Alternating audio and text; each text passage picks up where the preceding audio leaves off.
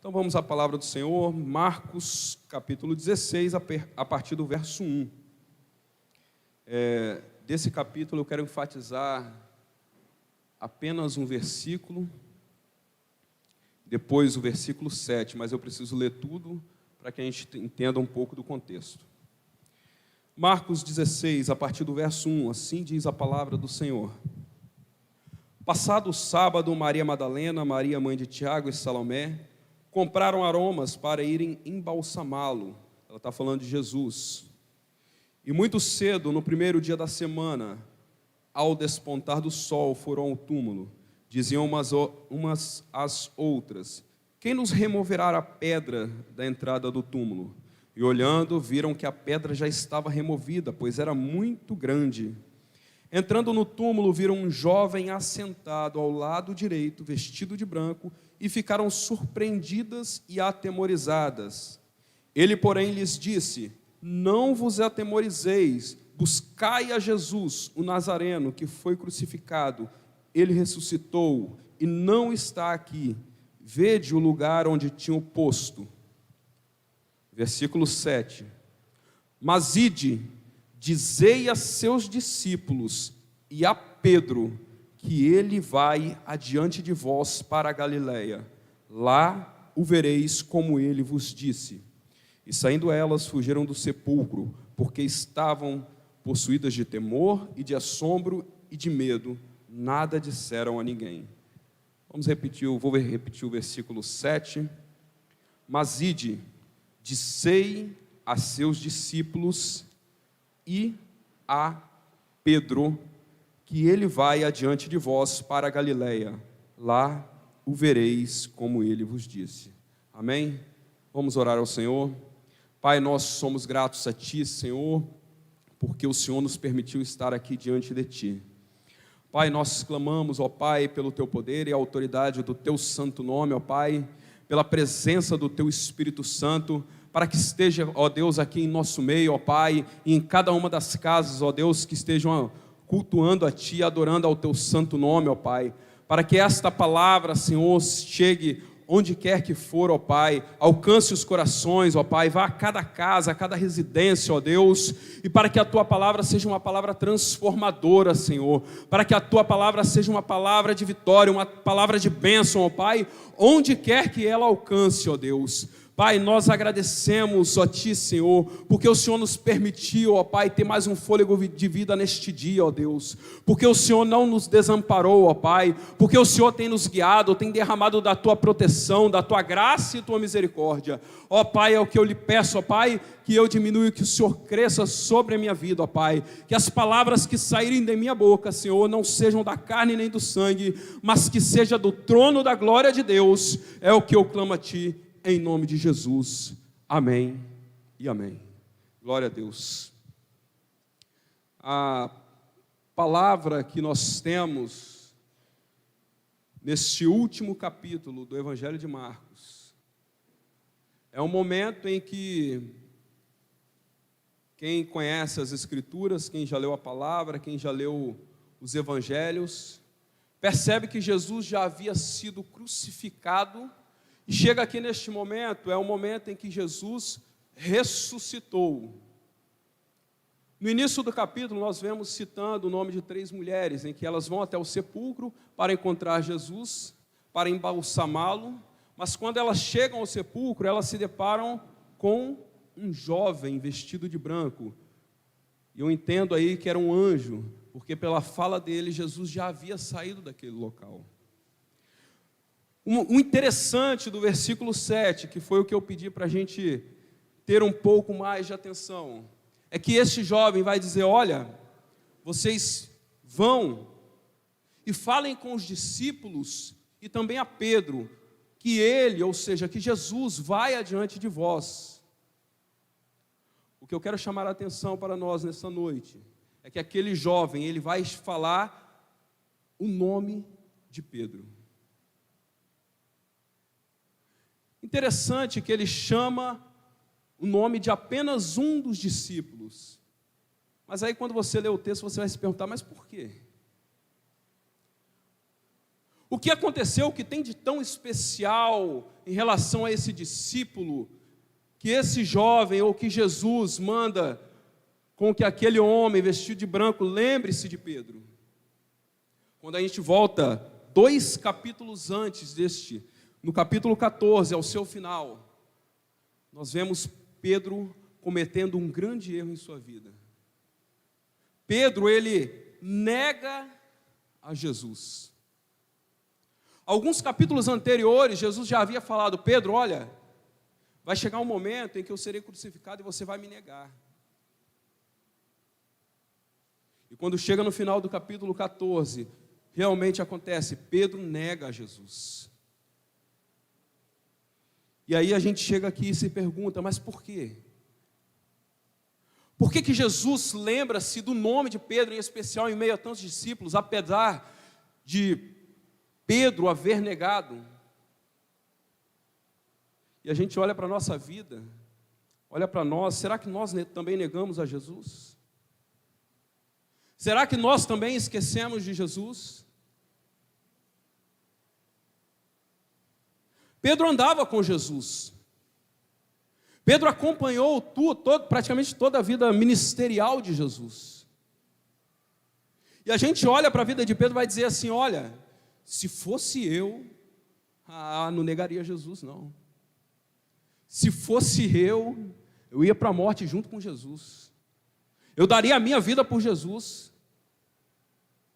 Será? Negar a Jesus não é apenas fazer como Pedro fez, quando ele foi interrogado e falaram com ele: olha, ei, você é um daqueles que andava com Jesus. E aí Pedro fala: não, eu não. Por acaso não é você que estava lá com aquele que se dizia o mestre? Não, eu não conheço ele.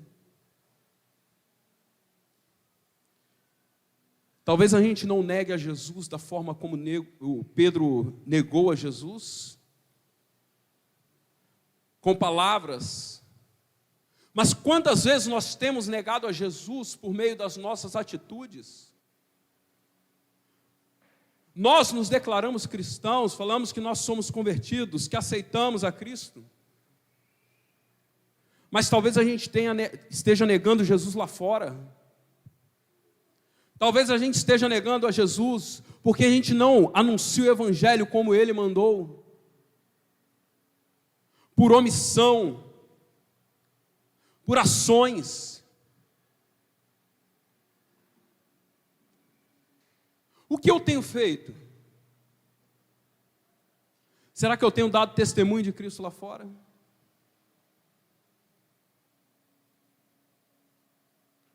Será que o pessoal lá no seu trabalho sabe que você é servo de Deus?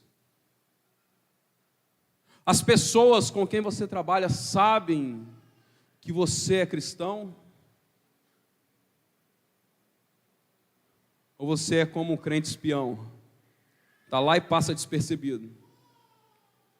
Eu lembro da história de um jovem que se alistou, aí foi para o exército e ficou lá 1 ano. Aí quando saiu depois de 1 ano, volta para a igreja: pastor, passei 1 ano lá e descobriram que eu era crente. Ué, que história é essa? Isso é negar a Jesus. Negar a Jesus é ter atitudes que não condizem com aquilo que Cristo nos ensinou. Eu tenho que ter uma vida mudada, transformada, renovada pelo sangue do Cordeiro. Jesus tem que olhar para mim e falar assim: ali vai um discípulo meu, ali vai alguém que me serve, ali vai alguém que me adora. Mas eu também sei que nós somos falhos. Não adianta eu dizer aqui que nós somos impecáveis, porque eu estaria mentindo. Porque a gente falha, a gente peca. Mas a palavra também diz que se você pecar, você tem um advogado para interceder junto ao Pai por você. E esse advogado é Jesus Cristo.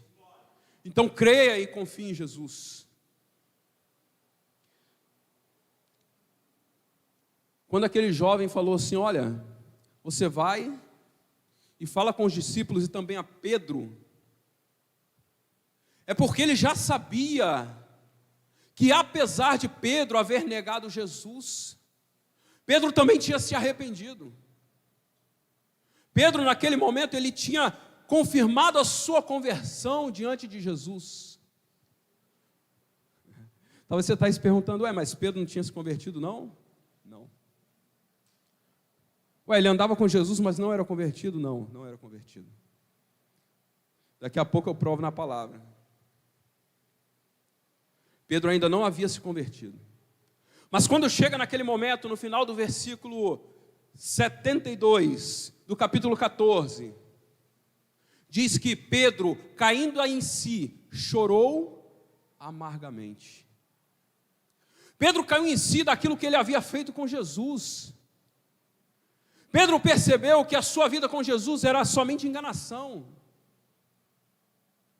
que ele realmente não servia a Jesus, como muitos por aí dizem que servem Jesus, estão pulando de igreja em igreja, em busca de revelação, em busca de milagres, em busca de bênçãos, em busca de prosperidade, mas ainda não se converteram.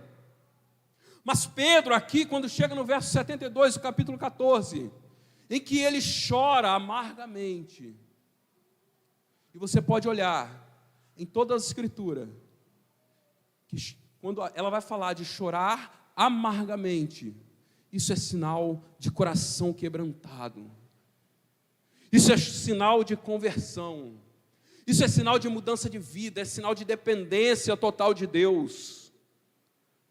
Esse chorar amargamente é você colocar o seu coração à disposição de Deus, à disposição de Jesus e falar, olha, agora não sou eu mais, mas é a minha dependência total de Cristo. E Pedro, ele se quebranta diante de Deus. E o salmista vai dizer que é um coração quebrantado e contrito, não desprezará o Senhor. Quantas vezes você já se quebrantou diante de Deus? Quantas vezes você já colocou o seu coração diante de Deus? Quantas vezes você já se derramou aos pés de Cristo? E chorou e clamou, falando ao Senhor, tenha misericórdia de mim, sou dependente de Ti, Senhor. Quantas vezes? E a gente sabe que nada pode ficar oculto aos olhos de Deus. Assim como Pedro, ele havia se convertido, havia se arrependido de tudo que ele fez, e Jesus sabia, apesar de ter morrido, ressuscitado e não estado presente, Jesus sabia. Deus sabe o que nós temos feito, onde quer que nós estejamos. Deus sabe o que a gente faz. Olha para Adão. Deus, depois de ter criado o homem, ter criado Adão, falou, olha, você pode comer de todos os frutos, menos da árvore do conhecimento do bem e do mal. E Adão peca. E depois de pecar, Adão sente vergonha do pecado, tanto que ele se esconde. Mas Deus sabia. Porque em Gênesis, quando Deus volta ao jardim, Ele pergunta, Adão, onde estás? Cadê você, Adão? Deus sabe. Deus sabe o momento que você está envergonhado daquilo que você fez. Mas basta que você abra a boca e fale, Senhor, tenha misericórdia de mim, porque sou pecador, eu sou falho. Deus sabe quando nós rejeitamos a missão que Ele nos deu. Olha para Jonas. Deus vem a Jonas, ao profeta Jonas, e lhe dá uma missão. Olha, eu quero que você vá a Nínive e pregue. E o que Jonas faz? Ele foge. A palavra diz que ele foge da presença do Senhor, ele vai para longe da presença de Deus. Mas, meu irmão, não tem como se esconder da presença de Deus. Não tem como você fugir da missão que Deus te deu. Deus te chamou para cumprir uma missão e não adianta você tentar se esconder. Cumpra aquilo que Deus colocou em suas mãos para fazer. O salmista no Salmo 139, para onde fugirei da presença do Espírito Santo, da presença do Espírito? Para onde fugirei da tua face? Se subo ao céu, lá estás. Se faço a minha cama no mais profundo abismo, tu também lá estás. Não adianta eu tentar me esconder de Deus. Não adianta você tentar fugir do chamado que Deus te deu. Daqui a pouco a gente está voltando aí com as nossas reuniões de células. Quantos líderes estão escondendo o chamado que Deus deu? Quantos líderes ou potenciais líderes estão se fingindo de surdos para o chamado de Deus em suas vidas? Deus tem coisas grandiosas para você, coisas grandiosas para a sua vida. Você acha que você pode esconder a dor que tem no seu coração? O medo que há no seu coração? Olha para Elias. 1 Reis, no capítulo 19, vai dizer que Elias, ele foge de medo. Ele vai para baixo de uma árvore e fala, olha, e ele ora ao Senhor dizendo, Senhor, que eu morra. Eu não sou melhor que os meus pais. Elias estava com medo. Ele havia cumprido uma missão, havia sido fiel a Deus, mas estava com medo das consequências. Mas Deus sabia e conhecia o medo no coração dele. Talvez você está em casa, está com medo, a dor no seu coração, está preocupado, está ansioso, e não sabe o que fazer, mas Deus sabe, Deus traz cura, traz restauração, traz renovação. Não temas. Daniel no capítulo 22, ele diz que Deus revela o profundo e o escondido. Conhece o que está em trevas e com ele mora a luz.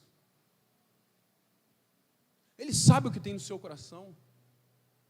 Ele sabe o quanto você está orando, pedindo pelo seu filho, pela sua filha, pelos seus pais, para trazer libertação, para trazer restauração para a sua família. Ele sabe.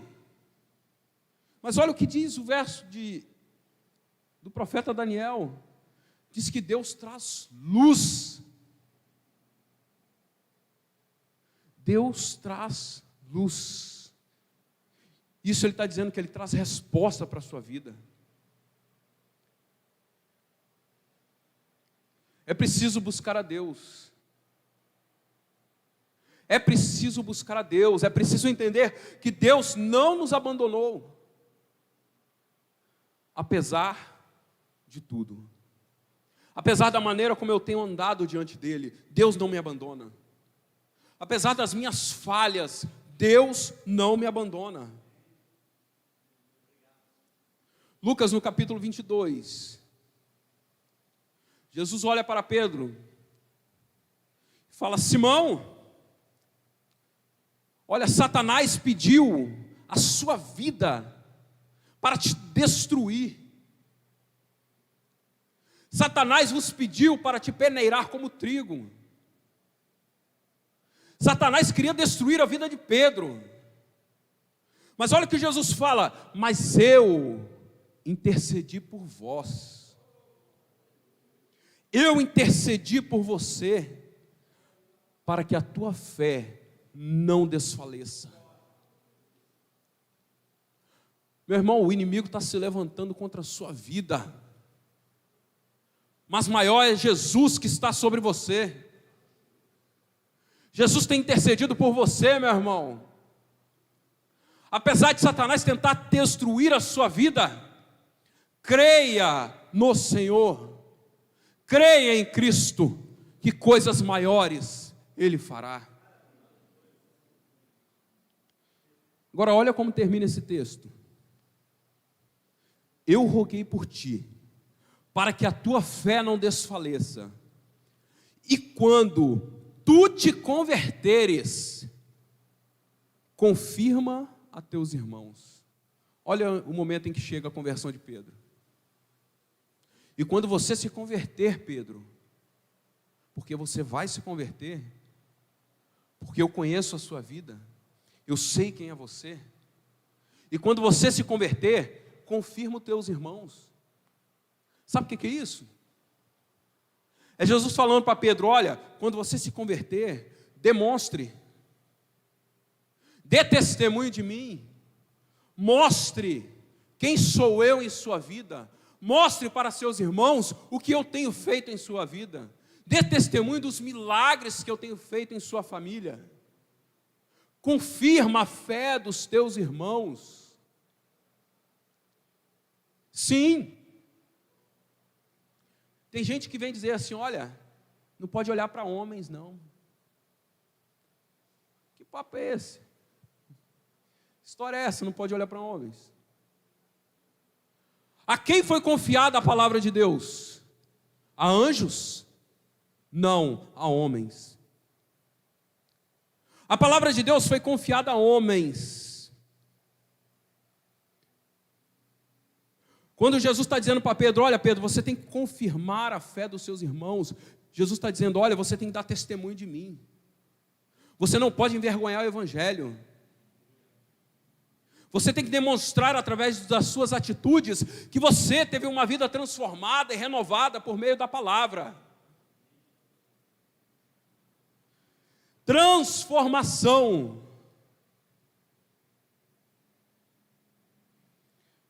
Tem uma frase que o povo gosta de dizer aí, e diz assim, que pastor tem que ter cheiro de ovelha. Tá certo? Tá certo. Pastor tem que ter cheiro de ovelha. É isso? Só que faltou esquecer de, ou melhor, esqueceram de perguntar, né? E você, exala cheiro de ovelha? Pastor tem que ter cheiro de ovelha. Mas você tem que ser ovelha. Você tem que exalar cheiro de ovelha. Pastor cuida de ovelha, não cuida de bode. Ovelha pode cobrar pastor. E pastor vai cuidar de ovelha. É testemunho. Testemunho da igreja de Deus. É testemunho da igreja de Cristo. Não é à toa que a igreja Missão Boas Novas há muito tempo vem pregando que você é um sacerdote. Não é você pensar, bispo é o sacerdote, pastor Marcos é o sacerdote. Não, você é um sacerdote. Por isso que aqui a gente tem líderes de célula e vão se levantar mais líderes de célula. Porque você é um sacerdote, você entra na presença de Deus, você ouve Deus falando com você. E você leva a palavra de Deus para onde você estiver. Então confirma aos teus irmãos. Leve a Cristo aonde você for. Não envergonhe o Evangelho. Não envergonhe a palavra de Deus. Não envergonhe o nome de Jesus. Porque se você envergonhar o nome de Jesus, você vai ser envergonhado. Deus vai te envergonhar se você envergonhar o nome dele. E tem gente que acha que Deus não envergonha ninguém não. Mas peraí. E quando fala das suas obras? Vai chegar um dia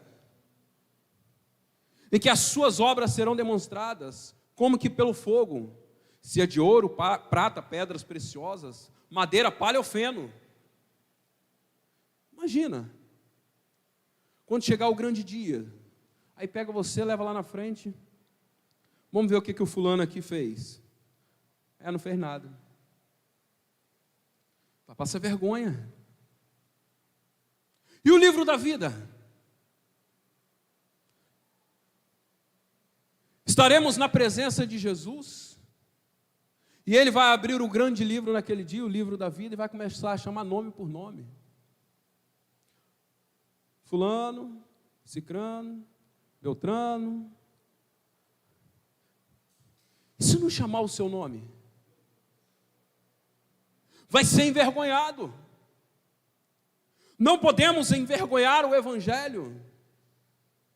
E Pedro sabe muito bem o que é passar vergonha. Marcos, no capítulo 8, verso 31, Jesus está falando com os seus discípulos o que havia de acontecer com ele. Olha, eles vão me humilhar, eu serei julgado, eu vou para a cruz.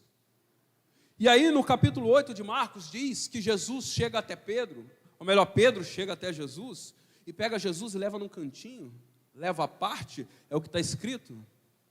Fala assim, não vai acontecer isso não. Negativo, está errado, isso que você está falando está errado. A palavra diz que Pedro começa a reprovar Jesus. Pedro leva Jesus no canto e começa a reprová-lo. Quantas vezes a gente tem feito isso? Quantas vezes a gente tem reprovado Jesus? Ah, como assim? Explica isso aí. É falar para Jesus que Jesus está errado. Quando Jesus fala, olha, fornicação é pecado, e a gente fala assim, não é não. A igreja está moderna, acabou isso. Quando Jesus fala, olha, quem adulterar vai para o inferno, e a gente fala, não, peraí, isso aí é uma leitura, né, lá da igreja primitiva. Não é não, meu irmão. Você odiar seu irmão é pecado. A Bíblia te condena e fala que isso é semelhante a um homicida. E a gente quer formar panelas e falar assim, não, fulano ali da igreja eu não gosto. Opa, peraí. Essa é uma palavra bonitinha para você falar que você odeia alguém? Ah, eu não gosto. Que papo é esse? A igreja de Cristo, a gente está falando, não é parede. Isso ficou muito claro agora, nesse período de pandemia, de epidemia. A igreja de Cristo não são paredes, mas é um corpo. E não cabe dentro do corpo da igreja de Cristo pessoas que se odeiam. Num corpo, quando há uma célula que odeia a outra, isso se torna câncer. Não tem espaço para isso no corpo de Cristo. Temos que nos amar. E aí, quando Pedro leva Jesus para um canto, falando de mansinho, olha, isso aí que você está falando está errado, não é isso não. Jesus imediatamente olha para os discípulos e fala, vai para trás de mim, Satanás. Vai que não te conheço. Pedro faz em oculto, mas Jesus faz na frente de todo mundo. Pedro sai envergonhado. Pedro sai envergonhado. Não adianta nós tentarmos mudar a palavra de Cristo, porque ela não muda. Não adianta a gente tentar dar jeitinho na palavra de Jesus, porque ela não tem jeitinho. É o que ele disse, é o que ele fala.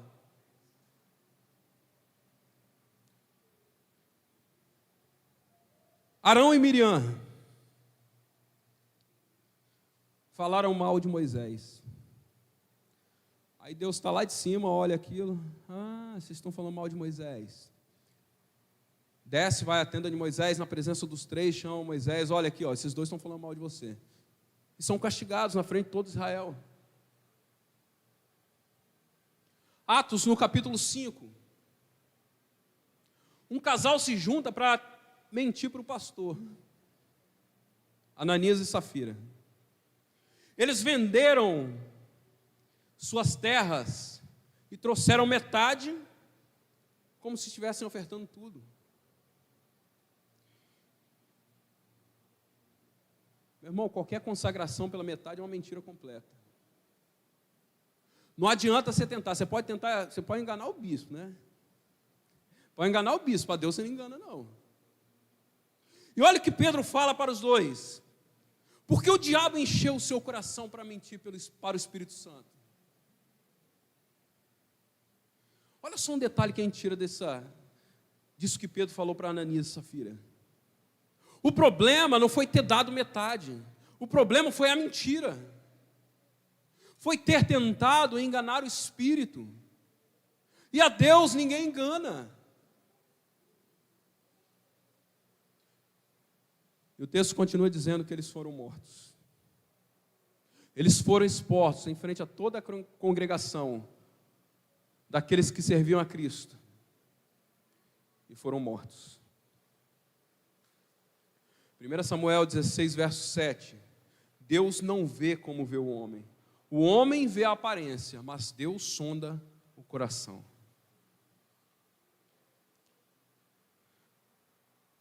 A gente tem que sondar as nossas vidas, eu tenho que sondar o meu coração, eu tenho que olhar como eu ando, eu tenho que olhar as minhas atitudes.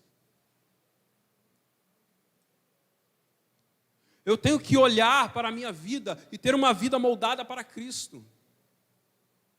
Ananias e Safiras, eles morreram porque pecaram. Você não pode deixar o teu pecado te matar. A palavra fala que o salário do pecado é a morte. E não duvide disso.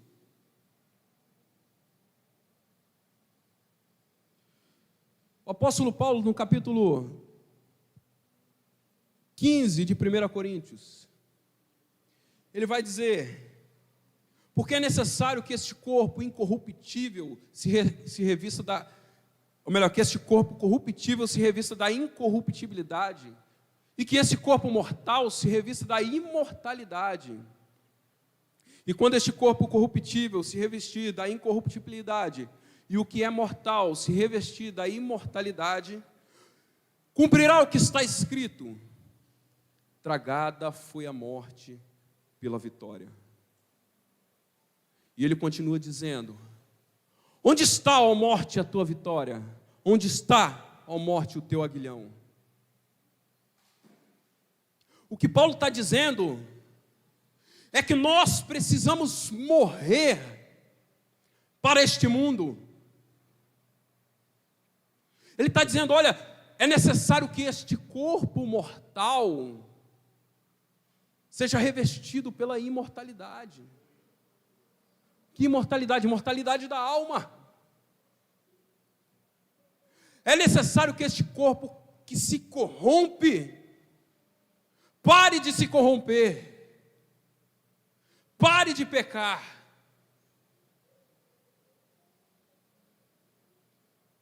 Somos falhos? Somos. Pecamos, infelizmente pecamos. Mas a gente não pode viver em pecado. Eu não posso viver em pecado. Eu tenho que ter uma vida transformada para Deus. Eu tenho que ter uma vida renovada para Deus. Uma vida que adore a Deus. Uma vida que verdadeiramente ame a Deus. 1 João, ou melhor, João, no capítulo 21, tem um diálogo muito interessante entre Jesus e Pedro. Às vezes a gente vai ler e a gente não entende muito o que ele quer dizer, mas a gente precisa buscar os originais, o original da palavra, para a gente entender. João, no capítulo 21, verso 15, em diante. Depois de comer, Jesus pergunta a Pedro: Simão, filho de João, você me ama? E Pedro vai responder: sim, mestre, eu te amo. E ele pergunta uma segunda vez: Simão, você realmente me ama? Sim, mestre, eu te amo. Simão, você verdadeiramente me ama? E na terceira vez que Jesus pergunta, a palavra diz que Pedro se entristeceu. E ele responde: o Senhor sabe de todas as coisas. O Senhor sabe que eu te amo. E quando a gente vai olhar o original da palavra amor nesses versículos, nas duas primeiras vezes que Jesus pergunta a Pedro, ele está usando o original do grego ágape. É como se Jesus estivesse perguntando: Pedro, você me ama com um amor incondicional? E Pedro responde para Jesus nas duas primeiras vezes: Senhor, eu tenho um amor fíleo, ou seja, um amor de irmão, ou seja, um amor que apenas nós, seres humanos, conseguimos amar. Mas na terceira vez, quando Jesus pergunta, ele não usa mais o amor ágape, Jesus usa o amor filho. Por isso que a palavra diz que Pedro se entristece. Esse diálogo entre Jesus e Pedro acontece depois da ressurreição, depois que Jesus morre e ressuscita. Ou seja, a gente chega no momento em que Pedro, ele está num período de justificação perante Jesus. Esse é o momento em que Jesus está tratando Pedro. É o momento em que Jesus está fazendo Pedro enxergar que tipo de amor ele deve amar, ou que tipo de amor ele consegue amar. Mas por quê? Lembra da história de Pedro, o que havia acontecido com ele? Pedro havia falado com Jesus que morreria junto com ele, mas não morreu. Pedro havia falado com Jesus que jamais negaria, mas negou. Pedro era um cara impulsivo. Ele não tinha noção de quem ele era. Ele não tinha entendido que tipo de amor ele tinha por Jesus. Pedro precisava de um choque de realidade por meio de Jesus para que ele entendesse quem ele era. E o que Jesus estava fazendo aqui com ele era tratando de Pedro. E quando chega na última vez que Jesus pergunta a ele, em que ele se entristece, Jesus fala: olha, já que você tem esse amor filho por mim, já que você me ama desse jeito, então cuida das minhas ovelhas. Cuida das minhas ovelhas. Você vai aprender o que é cuidar. Você vai aprender o que é demonstrar amor. Você só vai alcançar um amor ágape, um amor que não quer nada em troca, um amor que não precisa de barganha, quando você aprender a amar o seu irmão. Ame ao seu próximo, ame ao seu irmão.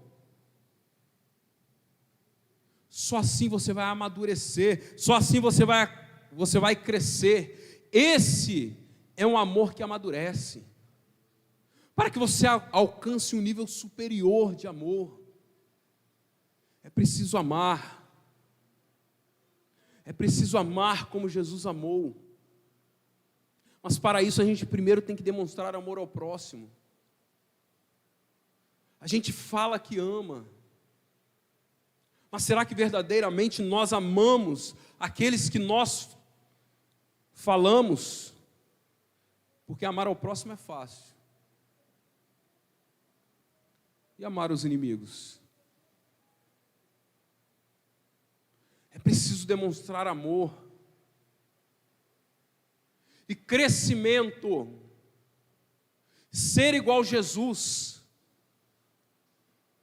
A gente só vai alcançar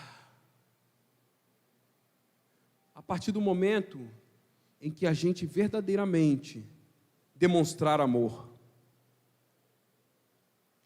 Pedro aprendeu muito com Jesus. Quando a gente chega em Atos, no capítulo 5, diz que Pedro estava indo ao templo para orar, e ele encontra um coxo. O coxo, a gente conhece a história, ele pede esmolas, e Pedro fala: olha, não tenho prata nem ouro, mas o que tenho te dou, levanta e anda. texto continua dizendo que Pedro estende as mãos para aquele coxo e o levanta.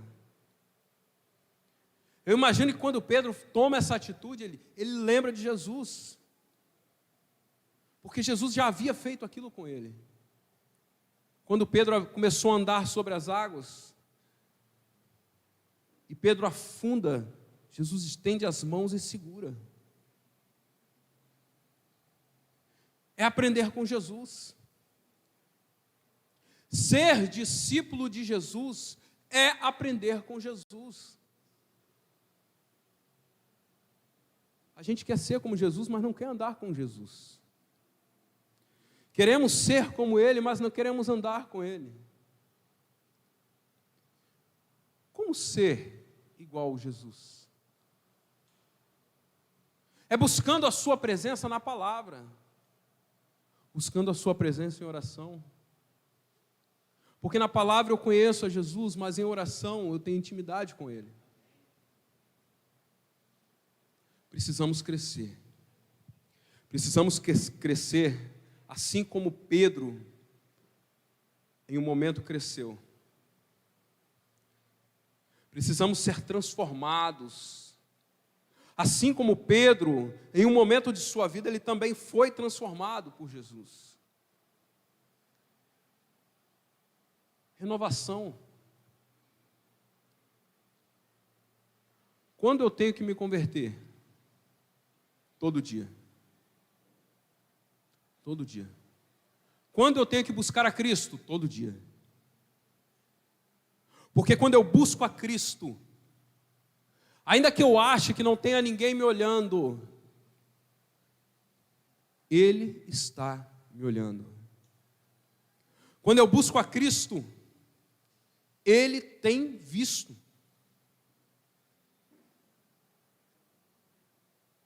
Depois que Pedro negou Jesus, e Jesus estava no túmulo, eu fico imaginando qual foi a atitude daqueles outros discípulos que estavam com Pedro. Talvez tenham apontado o dedo para ele. Assim, rapaz, você é o cara que falou que não ia negar Jesus, hein? Tá aí. Aí, esse é o Pedrão, ó.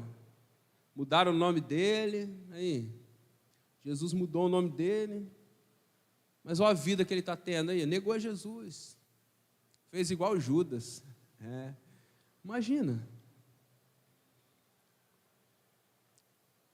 E talvez tem tanta gente apontando o dedo para você, falando que você não presta, sendo rejeitado, sendo humilhado, te chamando de crentinho do pau oco, falando que sua fé é uma fé falsa. Mas Deus conhece o seu coração. Independente daquilo que estejam falando de você, Deus conhece o teu coração. Deus conhece a dor do teu coração. Deus conhece aquilo que você tem clamado. Talvez você chega aqui na igreja, a gente está olhando aí para o seu rosto, não vê o que está acontecendo. Mas lá no escuro, no escondido do teu quarto, você tem clamado a Deus. E tenha certeza que Deus está ouvindo o teu clamor. Você tem suplicado a Deus, e Deus tem ouvido a sua súplica.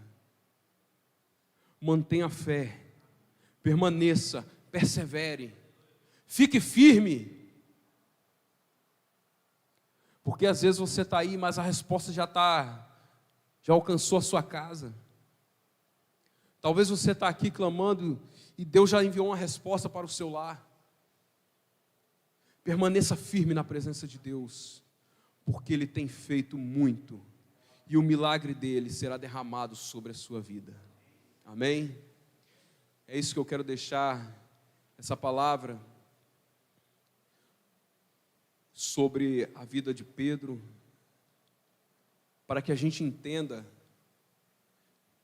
que assim como um discípulo que verdadeiramente andou, que estava presente com Cristo, foi falho, mas Deus fez grandes milagres sobre a vida dele, assim também pode acontecer com nós. Porque nós cremos que a presença do Senhor Jesus é real sobre nossas vidas. Amém? Que essa palavra permaneça no seu coração, para que você não desanime, para que você não desista. Apesar da caminhada, apesar das dificuldades, para que você creia que Deus não te abandonou, para que você creia que Deus não nos abandonou, que onde nós estivermos, a presença dEle é real. Por isso que quando a gente ora, a gente clama para que a presença do Senhor vá conosco. Se eu estou trabalhando, se eu estou na escola, onde quer que eu esteja, eu tenho que ter a certeza que o Espírito Santo de Deus está comigo, que a mão do Senhor ela está me guiando. E não é à toa, quando a gente ora, a gente diz que onde nós colocarmos as mãos ou a planta dos nossos pés, será um lugar abençoado. Porque você não vai sozinho, porque a presença de Deus ela vai com você.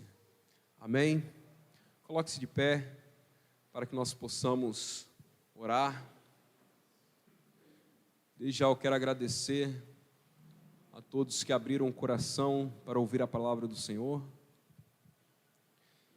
e entenderam que Deus é fiel,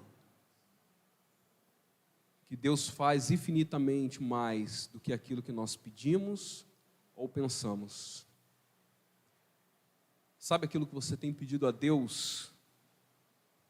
Sabe isso aí que você tem orado ao Senhor e falado: Senhor, eu preciso, Pai, meu coração está aqui doendo, eu preciso de um milagre, eu preciso de uma resposta. Sabe isso aí? Isso é pouco. Isso é pouco. Deus vai fazer muito mais.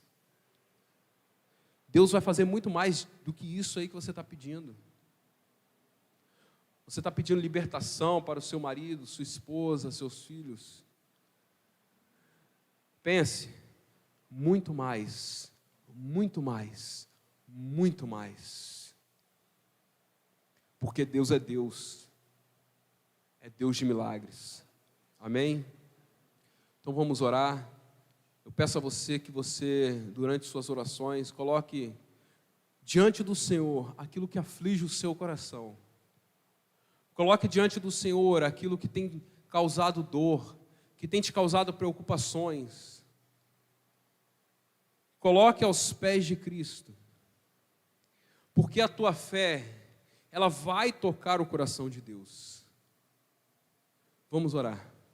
Senhor, nós somos gratos a Ti, ó Pai, porque cremos, ó Deus, que o Senhor falou o nosso coração, ó Pai. Assim, ó Deus, como o Senhor foi com Pedro, Senhor, assim como o Senhor olhou o coração do Teu discípulo, ó Pai, nós clamamos a Ti, Senhor, olha também a nossa vida, olha o nosso coração, Senhor, escuta, Senhor, a dor do meu coração, a dor do nosso coração, ó Pai, ouça, Senhor, o clamor do coração dessa irmã, deste irmão, ó Pai, que está em casa, Senhor, que está aqui nesta igreja, Deus, que tem clamado e tem buscado a Ti, Senhor, que tem colocado diante de Ti, Senhor, que tem colocado no Teu altar, ó Pai, tem buscado a Tua presença, Senhor, e tem pedido a Ti, Senhor, por um milagre, Senhor, por uma resposta, ó Deus. Ó Deus, nós clamamos a Ti, Senhor. Ouça, Senhor, o clamor dos Teus filhos, Senhor. Ouça o clamor, ó Pai, dos Teus servos, ó Deus. E venha, ó Pai, com uma resposta, Senhor. Venha, Senhor, com o Teu milagre, Senhor. Derrama graça, Senhor. Derrama abundância sobre a vida dos Teus filhos, Senhor. Venha com o Teu milagre, Senhor. Abra, Senhor, as janelas do céu, Senhor. Aquilo que foi colocado no Teu altar, Senhor. Derrama, Senhor, do Teu poder, Senhor. Ó Pai maravilhoso, derrama, Senhor, do Teu poder sobre a vida de cada um, sobre famílias, ó Pai, que estão desestruturadas, Senhor, e precisam, Senhor, da Tua presença, ó Pai. Ó Pai maravilhoso, maravilhoso, venha, Senhor, com a Tua presença, que o Teu Espírito Santo, ó Pai, faça morada, Senhor, em cada casa, em cada família, e sobre o coração de cada um, Senhor, onde quer que estiverem, é o que nós clamamos e pedimos, no nome santo de Jesus, amém e amém. Louvado seja o nome do Senhor. Nós estamos terminando. O que nós clamamos ao Senhor é que a presença do Espírito Santo vá com você, onde quer que você esteja. Que essa semana, esse fim de semana, seja uma semana abençoada. Nós temos muito ainda, né, apesar de tantas dificuldades que a gente está vendo aí, tantas preocupações, a gente sabe que Deus está conosco, né? É só um período, mas vai passar. Vai passar. A gente tem medo, a gente está usando aí máscaras, né, porque a gente tem medo. Medo de contaminação, medo da morte. Apesar do medo, e o medo ser algo comum no ser humano, é isso que nos faz vivos, né? Esse é sinal de que nós temos vida, apesar de parecer estranho, mas é. Apesar de tudo isso, eu tenho que confiar em Deus. Eu tenho que confiar naquele que dá vida. Amém? Então, que a presença do Senhor vá com cada um de vocês. Erga suas mãos. Que o amor de Deus, a graça de Jesus e as doces consolações do Espírito Santo permaneçam sobre a vida de cada um destes que estão aqui, de cada um destes que estão em casa. Que a graça e a presença do Senhor e a volta do Espírito Santo esteja sobre a vida de cada um. E a igreja diga amém. Louvado seja o nome do Cordeiro. Vão em paz em nome de Jesus.